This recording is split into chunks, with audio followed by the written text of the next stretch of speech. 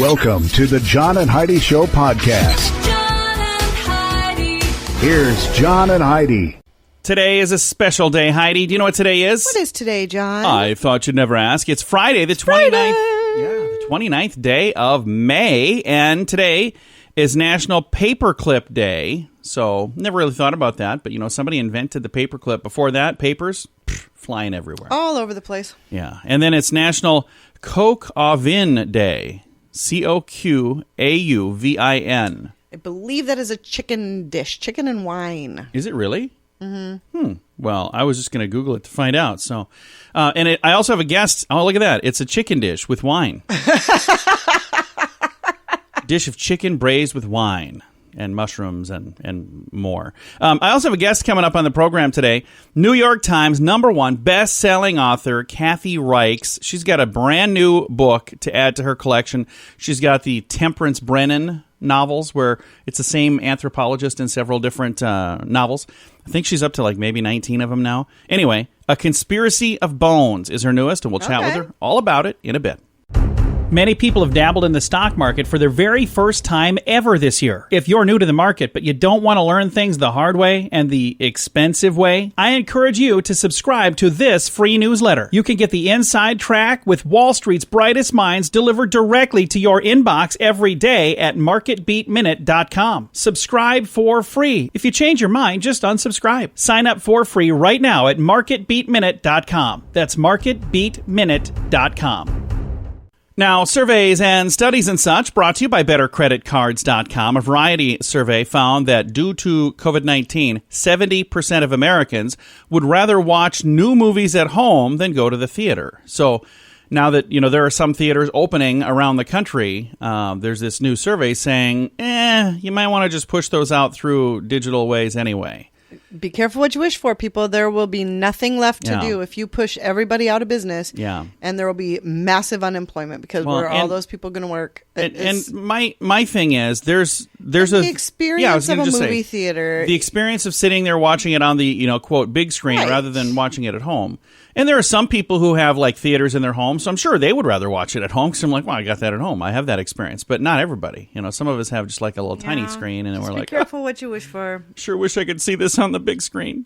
I've got a link to the survey if you want to read all about it. It's in the show notes for today at johnandheidishow.com. Some credit cards have really high rates or big annual fees. Usually, people sign up for these when it's all they qualify for. If that sounds like you, it may be time to get a better credit card. Over time, your situation changes, and you may qualify for a better credit card. Your current card hopes you don't think about it, but our site shows you many options to see if there's a better credit card for you. Check it out for free at bettercreditcards.com. That's bettercreditcards.com. This is Your Brain on Drugs, brought to you by Time4Rehab.com. Yankee star Aaron Judge's girlfriend, Samantha, is it Brasic? I don't know if I'm saying this right. First of all, I got to say this. We're not sports folks, so we don't know who this is. But I also, even if I was a sports person, I don't know that I would know his girlfriend's last name. She was busted on, quote, extreme DUI charges in Arizona. 26-year-old Samantha was stopped around 11:50 p.m., so just before midnight, February the 25th in Scottsdale, after police allegedly caught her while driving a 2017 Honda HR-V without the headlights on and going about 10 miles above the speed limit. Both of those things are illegal, by the way. Police questioned her about the headlights. She said she didn't realize they were off. They said, I could smell a strong odor of intoxicating beverage coming from the vehicle and on her breath. Yikes. And that's when she was slurring her words, had bloodshot eyes. Court records show she was charged with, quote, extreme DUI for allegedly having blood alcohol concentration levels between 0.15 and 0.19, which is way, way, way higher. That is. Than the point. Is it 0.8? 0.8. Yeah. Heidi, I knew Heidi would know. Headlight violation, changing lane violation, and she's pleading not guilty. Her case is still pending. If convicted, she could have some jail time and some fines because of the whole extreme part. That is what happens when your brain is on drugs. John and Heidi. Now, big screen, little screen, brought to you by ChannelSurferTV.com. Some new info reveals Netflix helped their users avoid watching 9 full days worth of commercials last year. The analysis was compiled by Reviews.com, found that the streaming service for television shows and movies, which does not show commercials, helped save the average viewer about 36 minutes worth of ads daily compared to strictly watching it on TV, which equates to 219 hours, which also equates to about 9.1 days worth of commercials that they avoided. So, when's the last time we saw a TV ad? I couldn't even tell you. Time. We cut the cord a long time ago. It's been thanks to our years friends and years. at channelsurfatv.com. Over here, NFL player has filed an anonymous lawsuit against United Airlines claiming an intoxicated woman fondled his man parts. I'm reading word for word the story says. While he was sleeping during a cross-country flight. So here's the thing. Why is he suing United Airlines? Instead of Did suing, they maybe overserve her? I don't know, but it doesn't make sense why he would sue the airline instead of suing the woman who did this. Doesn't make a lot of sense. What also doesn't make sense is why am I reading this in big screen, little screen? Oh, I guess because the football player would be on TV. Yeah, I suppose. That's why. Sure, John, let's say that. Thanks for listening to Big Screen, Little Screen, brought to you by ChannelSurferTV.com. We're here to make it better. If you find that drug or alcohol problems are hitting you too close to home, you can get help. Maybe it's time for rehab. Your insurance may even cover everything. Learn more at timeforrehab.com. Get help for a drug or alcohol problem within 24 hours. We're here to make it better. Get more information at timeforrehab.com. That's timeforrehab.com. Now your scoop of the day. It comes your way, courtesy of InsuranceChicken.com. So what are people searching right now online? The top search term is self-care. That's a good thing all the time. You should always take care of yourself and each other. I haven't searched for that. Have you? No, I haven't searched. What the things we search for are like, who is the actress in such and such movie? Yeah, exactly. What is her name? Hey, Google, what song is this? Hey, Google's, leave me alone, Google. Look at that. My phone lit up because I said it. Okay. Leland Auction House is selling a pair of sneakers that Michael Jordan wore on the 1992 Olympic Dream Team. They're selling them for $25,000. So I just don't get that. Sounds like a bargain compared to the ones from last week. Like, was it last week? I just don't get it. $400,000?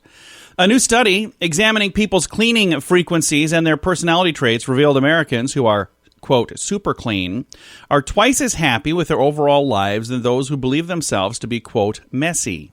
The study surveyed 2,000 Americans, divided them into three self-identifying groups: super clean, moderately clean, and messy. The super cleans were found to be more content in family matters, having a better romance life, getting better sleep, having more career satisfaction, and felt less stressed than the messy folk. Now, here's the thing I was wondering is, how do they compare to the folks in the middle, the moderately clean? Right.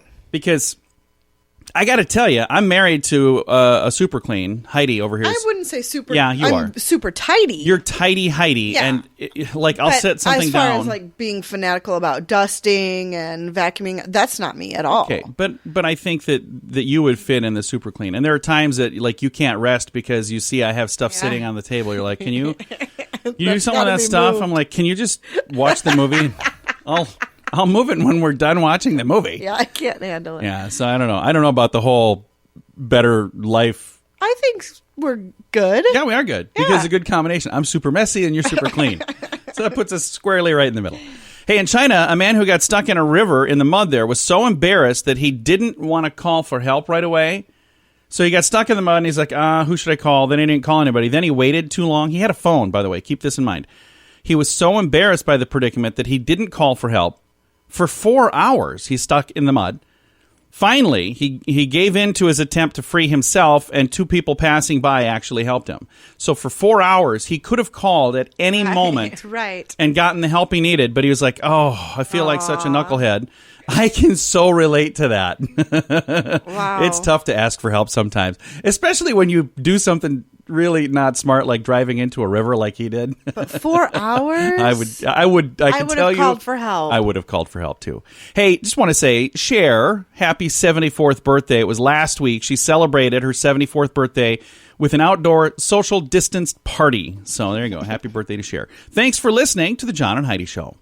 Do you pay too much for insurance? Have you looked around? Or are you too chicken? Don't be afraid to look around to see if you can find a better deal at InsuranceChicken.com. We make it super simple for you to see rates from several different companies, to see what they have to offer, all in one place. Peck out great insurance deals at InsuranceChicken.com. Is it time for you to cross the road? See if we can save you money each month at InsuranceChicken.com. That's InsuranceChicken.com. Our guest today is Kathy Reichs, #1 New York Times best-selling author. She's got a brand new book out in a long line of really, really good books. This one's called A Conspiracy of Bones. And I know, Kathy, there's some folks listening that probably have a little bit more time to read right now. So this would be a great time for them to pick up a copy of your book. Tell us a little bit of the background behind A Conspiracy of Bones. Oh, there's so many things going on in this book. It's a Temperance Brennan novel. A lot of people know Temperance Brennan from my other books. This is number 19 in the series, but also from the TV show Bones. So Tempe Brennan's a forensic anthropologist. The story opens with the discovery of a faceless corpse. It's based on a case I did up in Canada of a body that was scavenged by bears. In this case, the body had been scavenged by feral hogs here in North Carolina. So she becomes committed to identifying this person, but there's a no boss in town, and she has been exiled from the medical examiner office. So she's having to work outside the system. In this book, she's kind of going rogue. So once again, this book is part of a series. There's 19 books altogether. But if I pick this one up and make it my first book, would I be lost, or could I dive in right here? No, absolutely. Every single book is a standalone. And that's one of the challenges in writing a continuing character series, is you have to reintroduce your character and your premise in every single book, in case that is the first book in the series that someone is picking up. But you don't want to bore your returning readers. So the background information is all in there, although it's kind of an abbreviated form. But every story is completely self-contained, so you don't have to have read any of the previous books. But once you'll want to, of course. I was going to just say, once you read this and fall in love with the book, you can say, hey, here's 19 others. So if you do have some time to read, you've got plenty of material. My wife actually had that happen. We were staying at an Airbnb, of all things, and there was somebody who had left a book there from an author she had never heard of. She read that book. Now she's read every single book from that author. So I think that happens a lot. I'm going to have to go to Airbnbs and just drop off some books then. Probably not a bad idea. Now, I see you have a U.S. edition and a U.K. edition of this book. The U.K. edition, they all just have like an accent? Yeah, exactly. Two people separated by a common language.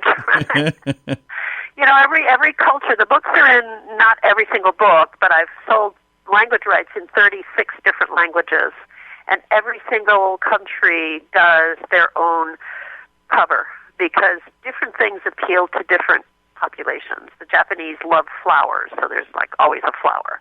But the books, it's the same exact story. That is fantastic. I don't always have control over the translation, but yeah. Nice. Again, our guest right now is New York Times #1 best-selling author Kathy Reichs. Her new book, A Conspiracy of Bones, is available now. Kathy, what was it that first got you interested in being an author? Well, I've trained to be a bioarchaeologist. I was working on ancient skeletons, and then police started bringing me cases because I was the bones lady out at the university. So I shifted and retrained and became a forensic anthropologist. So for years, I taught university and I wrote scientific books. And then I became full professor. I was promoted, and I could do whatever I wanted. So I thought, well, it might be fun to write fiction, and it might be a way to share my science, which no one had ever heard of in those days, with a broader audience. And I had just worked on a serial murder case. So all of that came together back in the 90s, and I decided to try my hand at writing a novel. For those of you who haven't been following along, that went pretty well. That went pretty well. Yeah. 19 books later, that went pretty well. Yeah. And in addition to the books, you've got a television program that kind of spun off from this, and just a lot of really, really good things. So congratulations on the success you've had. Now let's go back to this book. You had mentioned that this was based on a case that you were a part of. Are all of your books based on a case of some sort? Yeah, I start with just a core idea, a nugget. Like the very first book was based on a serial murder case where there was a dismemberment, and I testified about the type of tool that was used. So I thought, that's an interesting plot line. So I then spin it off into, I asked myself, okay, what if this, and what if this, and what if this, and then I just spin it all off into fiction, and I change all the names and the dates and the places from the original case. So, yeah, this one partly grew from the case of this murdered journalist whose body was dumped in the woods, and then she was scavenged by bears. But each case is something different. That's awesome. Kathy, thank you again for your time today. Thank you. Our guest once again, #1 New York Times best-selling author Kathy Reichs. Her new book, A Conspiracy of Bones, available now. All of the info in the show notes for today at johnandheidishow.com. Many people have dabbled in the stock market for their very first time ever this year. If you're new to the market, but you don't want to learn things the hard way and the expensive way, I encourage you to subscribe to this free newsletter. You can get the inside track with Wall Street's brightest minds delivered directly to your inbox every day at marketbeatminute.com. Subscribe for free. If you change your mind, just unsubscribe. Sign up for free right now at marketbeatminute.com. That's marketbeatminute.com. Fun fact for you, Heidi. What's that, John? There's a textbook written entirely by AI author. That means artificial intelligence. Publishers are eager to release something unique, right? Well, Springer Nature did exactly that when they published a textbook by author Beta Writer in 2019. And that's not some cheeky pseudonym. Beta Writer is the name of a machine learning algorithm designed by researchers in Germany. The book is called Lithium-Ion Batteries, a machine-generated summary of current research. While it doesn't sound like the most interesting material, it is the first ever machine-generated research book, according to the academic publishing company. So there you go. If you want to read a book written by a machine, now you can. That is today's fun fact. Some credit cards have really high rates or big annual fees. Usually, people sign up for these when it's all they qualify for. If that sounds like you, it may be time to get a better credit card. Over time, your situation changes, and you may qualify for a better credit card. Your current card hopes you don't think about it, but our site shows you many options to see if there's a better credit card for you. Check it out for free at bettercreditcards.com. That's bettercreditcards.com. Now, a news headline from somewhere in this world, Dateline, France. A technical entrepreneur is urging the French government to sell the Mona Lisa to cover the country's losses. Whoa. It says the Mona Lisa is reportedly worth $50 billion. And they're saying right now our country in France is so upside down because of everything that just recently happened. They're saying sell the Mona Lisa, have enough money to just pay off all of the debts and have the country even Steven square. Everything's good. $50 billion is all that they owe? Like, that would make them even Steven. Apparently. I don't know. But here's the thing you have to ask. Who's going to pay $50 billion for the painting? So even if they say that's what it's worth, you got to have a buyer. Is there somebody out there There's somebody who's probably got who's got an extra $50 billion for a painting? I mean... Oh, the Amazon guy would probably... But even that, where would you hang a $50 billion painting? In your mansion? It is just a weird story. A museum might buy it. I don't know. That's possible. This has been a news headline from somewhere in this world. We're here to make it better. If you find that drug or alcohol problems are hitting you too close to home, you can get help. Maybe it's time for rehab. Your insurance may even cover everything. Learn more at timeforrehab.com. Get help for a drug or alcohol problem within 24 hours. We're here to make it better. Get more information at timeforrehab.com. That's timeforrehab.com. Time now for Weird News, brought to you by WeirdGiftOfTheDay.com. A nurse on an all-male coronavirus ward in Russia has been disciplined for wearing lingerie only beneath her protective gown. So the revealing photos went viral after being taken by a patient at the hospital, and this is just south of Moscow, where they say there were no complaints from the bedfellows, but the hospital chiefs were not amused, and they punished the nurse for non-compliance with the required... She had to wear this medical gown, this like a heavy cloth, not cloth, but plastic gown. And she said it was too hot to wear that over the top of the nurse's uniform, so she still got dressed, but she didn't put on the uniform and then this new uniform over it. Okay, so is it see-through? It's not see-through, it's just a light color. So she was wearing dark color undergarments, so you could see that through. Okay. So anyway, she told the managers that she didn't realize that this was going to be such an issue. Anyway, it's gone viral, and if you want to see the photos, they're in the link in the show notes for today at johnandheidishow.com. John Now your moment of duh, brought to you by InsuranceChicken.com. Southwestern Indiana police say a man allegedly attacked a neighbor with a weed whacker, leaving him with cuts on his back.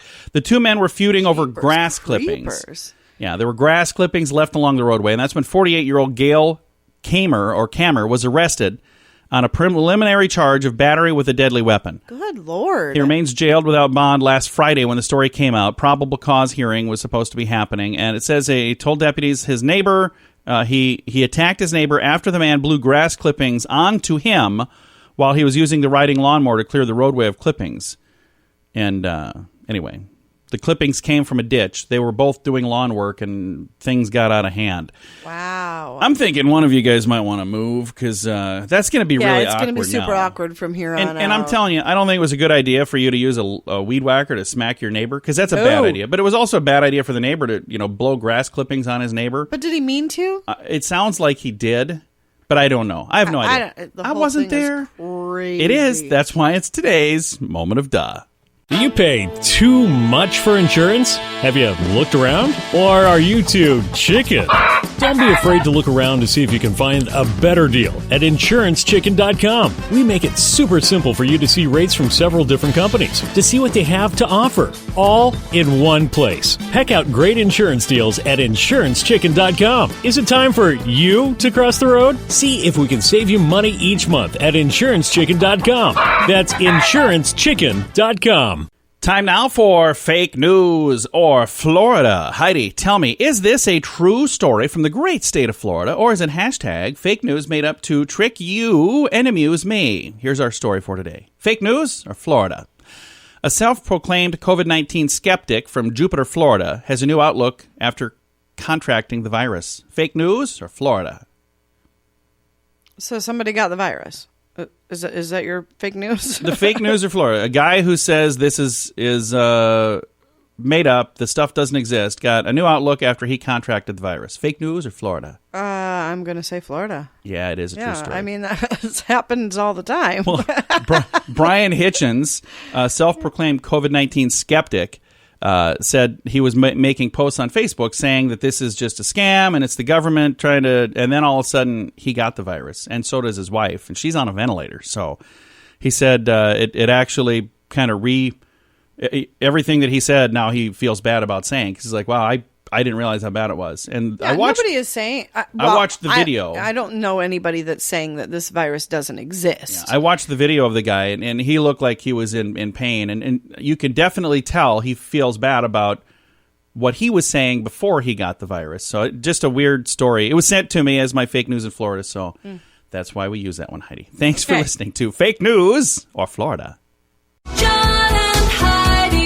This portion of the John and Heidi Show is brought to you by the John and Heidi Show. That sounds kind of funny, but it's true. Go to your local radio station and ask them to start carrying the John and Heidi Show. Here's the best part. They can carry the show for free. They play a couple commercials, but it doesn't cost them anything every month. So if you know a radio station that could use a little bit of help, send them our way. Send them to johnandheidishow.com. Again, johnandheidishow.com. We would love to do a radio program in your community. Then you could listen to the podcast and listen to us on the radio. John and Heidi. Time now for some good news. I love the good news, by the way. We always like to wrap things up around here with something positive, and I think this is something positive. If you would like to do something positive, you could join in the little effort from hashtag gift card challenge. That's always good, too. That's like a good news story in the making. All of the details at giftcardchallenge.org. My computer's going slow over here, so then I feel like I'm going slow. Here's the headline. Massachusetts State Trooper rescues 8 ducklings from a storm drain as their worried mother looks on. I saw this video. Isn't it adorable? It's so cute. By the way, thank you to people who send stuff to me. This is one that was sent a bunch because it is such a cute little video. And Trooper Jim Maloney came across 8 baby ducks who had fallen through the grate of a storm drain in a parking lot. And the duckling's mother and one of the siblings were standing up top, waiting, trying to figure out what they were going to do. And this guy removes the grate, and he gets a net, and he reaches down in there and pulls them all out. And then they all waddle off, and they're happy, happy, happy. Who's a net? A net. Wow. Who's on first? Are we doing vaudeville now or what? All right. Anyway, if you'd like to see this, I don't even know where to go. If you'd like to see this good news story, I've got a link to it in the show notes for today at johnandheidishow.com. Time to say goodbye, Heidi. Goodbye, Heidi. Goodbye, everybody. Thank you for listening to the John and Heidi Show on a Friday.